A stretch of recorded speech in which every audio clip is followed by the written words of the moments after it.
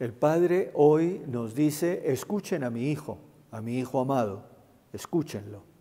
Eso es lo que nosotros hacemos cada vez que tomamos la palabra del Señor, la escuchamos y la llevamos a la práctica de nuestra vida. Hoy escuchemos el relato de la transfiguración. Del Santo Evangelio según San Lucas. En aquel tiempo, Jesús cogió a Pedro, a Juan y a Santiago y subió a lo alto de la montaña para orar. Y mientras oraba, el aspecto de su rostro cambió, sus vestidos brillaban de blancos. De repente, dos hombres conversaban con él. Eran Moisés y Elías, que aparecieron con gloria, hablaban de su muerte que iba a consumar en Jerusalén. Pedro y sus compañeros se caían del sueño y espabilándose vieron su gloria y a los dos hombres que estaban con él. Mientras estos se alejaban, dijo Pedro a Jesús: Maestro, qué bien se está aquí. Haremos 3 tiendas, una para ti, otra para Moisés y otra para Elías. No sabía lo que decía. Todavía estaba hablando cuando llegó una nube que los cubrió. Se asustaron al entrar en la nube. Una voz desde la nube decía: Este es mi Hijo, el escogido, escuchadle. Cuando sonó la voz, se encontró Jesús solo.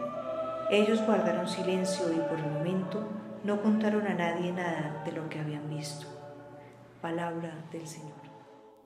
En el contexto de la Cuaresma, la transfiguración tiene una enorme importancia, porque en un cierto sentido nos adelanta la meta hacia la cual tendemos en este caminar. Cristo, al transfigurarse delante de los apóstoles, les está mostrando la gloria de la resurrección.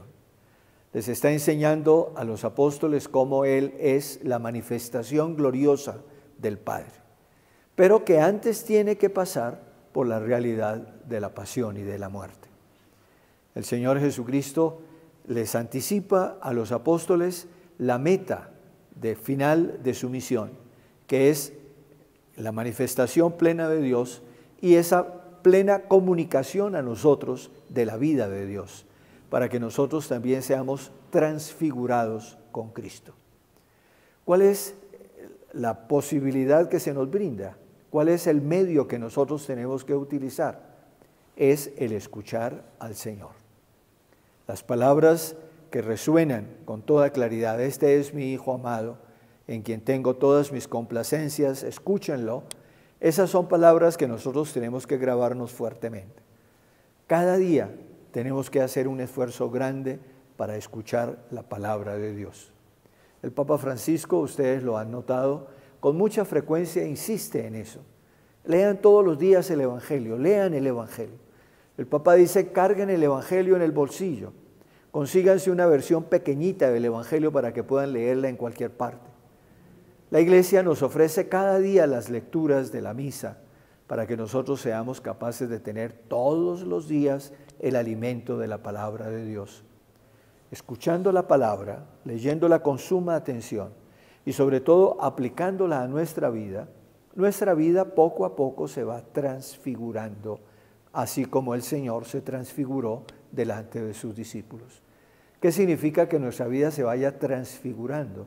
Significa que nos vamos alejando de todo aquello que nos esclaviza, que nos aliena, que nos impide vivir en plenitud, como en el amor a Dios y a los demás, y que cada vez más vamos reflejando en nuestra vida la presencia salvadora de Dios, que cada vez más nos vamos volviendo imágenes transparentes del amor de Dios hacia los demás. Y por lo tanto que nuestra vida de familia, que nuestra vida de trabajo, que nuestra vida social, todo lo que constituye nuestra existencia se va haciendo cada vez más algo permeado totalmente por la realidad del amor a Dios como hijos y del amor a los demás como hermanos. Vivimos en un mundo en el que todos los días nos encontramos con el horror de la violencia, con el horror de la injusticia, con el horror de la muerte. En ese mundo nosotros tenemos que brillar como auténticos hijos de Dios, porque somos capaces no de dejarnos arrastrar por todas las tentaciones de las cuales hablábamos hace 8 días, sino ser capaces de permanecer firmes en el Señor, amándolo a Él y amando a los demás, haciendo de nuestras familias verdaderos hogares de comprensión, de respeto, de amor, de vida, haciendo de nuestros lugares de trabajo lugares de compañerismo, de construcción de una sociedad más justa, haciendo posible que entre todos hagamos un mundo en el que el amor sea fundamentalmente el eje y no la injusticia y la violencia. Pidamos al Señor en esta Cuaresma que Él nos permita descubrir en nosotros todos los signos de muerte, todos los signos de pecado, para que a la luz de la palabra del Señor y con la fuerza de la muerte y de la resurrección del Señor podamos transformarnos en Él y de esa manera poder llevar a los demás la luz del amor y de la paz.